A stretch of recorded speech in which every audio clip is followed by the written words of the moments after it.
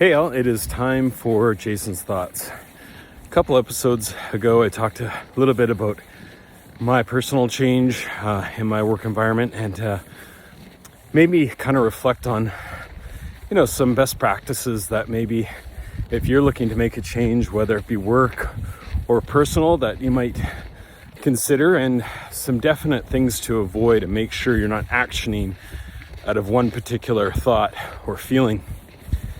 So, change. You know what? Maybe you're in a role where you've mastered the game, or maybe you're not filling your cup. You don't feel as excited or inspirational as you once were with the job. Maybe you've been in it for a long time and you're starting to get some signs of burnout or disinterest.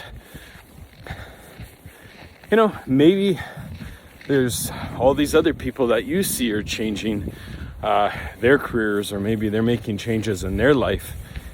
And so you might be influenced without even knowing it just from your outside surroundings. Change is also impersonal too. Whether you're trying to get to a certain goal, and maybe it's fitness, or maybe it's certain financial goals. If you aren't already there, then it means that you need to make a change.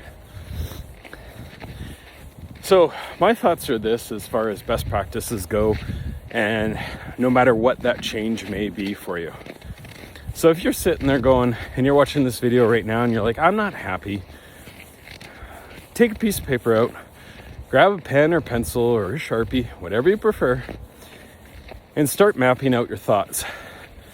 What comes to mind when you think about not being happy right in this moment?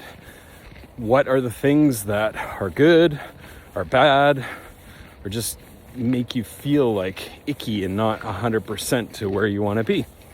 Map it out. We're visual people, and so, that's why we have vision boards versus vision minds, because we need to see those things. So mark it down first. Try to identify what might be causing that fuel to potential change, or fuel to discomfort and not feeling like you're really where you want to be. Once you identify what that change is, I think the next best thing is to work out some pros and cons. What are the pros of staying in your role? What are the pros of staying with a certain company? What are, all the positive things, You don't have to learn something new. You don't have to deal with a new leader. You don't have any blah, blah, blah, lots of stuff. Then mark out your potential cons. Again, you map a list, say, I'm dissatisfied, or I'm not being utilized to 100% of my ability. Whatever it may be, map that out. And again, when you start looking at visual, and you look at that page, it might be nice and level, or it might be staggeringly heavy on one of the two sides. Maybe your pros are really, really strong and your cons are really, really low, or vice versa. Maybe your cons are really, really large and your pros are very little. This gives you a good idea if change is really something for you. This is the thing that I want you to be really cognizant of, is what is the change driver? For a lot of people, fear is behind lack of change. So when you start going, maybe I'm not totally fulfilled in my job. Maybe I need to, I'm really desire next step up, or I need more salary or income or whatever it is. A lot of people just stay because they're scared, or they're fearful that what if I do leave, and what if the next job is harder or doesn't, meet my expectations. Maybe it's not that great as, they sell me on it, on these ads and whatever. And a lot of people just end up staying still, and they don't do anything, and they continue doing the job that they're already doing that they don't really like, or maybe aren't fulfilled in. They might still like it, but they're not giving it their 100% because it doesn't fill their cup. Fear is probably one of the largest drivers in our lives, right? It's constantly fueling our minds with negativity. A lot of the times you watch the news, what is it? It's fears, it's what ifs, it's doom and gloom, everything's falling apart. And so you get scared and you kind of hibernate and just hope that the big bad world doesn't get you. But that's not really living. And so the same thing goes for your job. If you're not really there, don't let those fear thoughts dictate you not at least writing down some pros and cons. And if it feels uncomfortable and you're writing those down, like, oh no, I don't want any of my staff or my boss to see this. Well, that is your mind playing tricks on you, again, from discovering if you need change or not. And so don't let that fear come into play. Now look, that's change by choice. Sometimes you're thrust into change. And this is generally where the biggest fear comes into play, because you didn't make the choice. You didn't get to write down pros and cons. It came to you. So maybe it's a leadership change. Maybe it's a process change. Maybe it's a change in the direction of the company.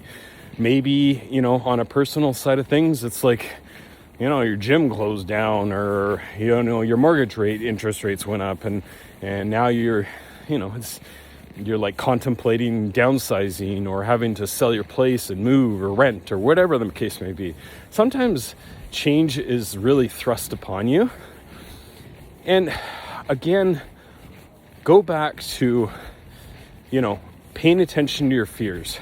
Because a lot of the times the first thing that comes out when you don't have the control is fear. You think the worst things are going to happen, like, oh my goodness, my new boss isn't going to like me, or, maybe I'm not doing the right job, or doing a good enough job, or whatever it may be. Just pause. Take a couple deep breaths and just rationalize things, because maybe those things are true. You don't know. Give the new boss a chance, or anyone a chance, or the situation a chance.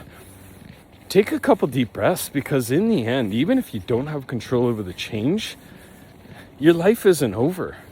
Whatever the outcome may be, you'll do what you always do, which is pick up your feet and get moving.